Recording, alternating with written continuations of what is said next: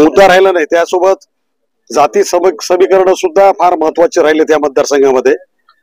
मात्र हा विजय खरं पाहिलं तर खेचून आणला आमच्या तरुण साथीदारांनी आणि विशेषतः शेलूचे जे शेलू शहर जे यांना मनापासून मी खरं पाहिलं धन्यवाद देतो, कारण की त्यांनी ज्या पद्धतीनं भूमिका हे केलेली आहे त्या उलट आमच्या जिंतूर मधून जर आम्ही मायनस झालो असेल, मात्र शेलूला त्यांनी त्याच प्रमाणात निवडून हे केलं, कारण की शेलू मध्ये आपण 4000 जवळजवळ प्लस आलेलो आहेत, 4000 वोट।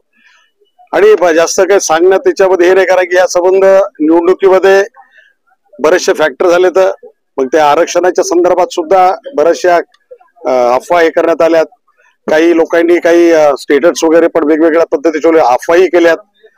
पण मागच्या काळातल्या ज्या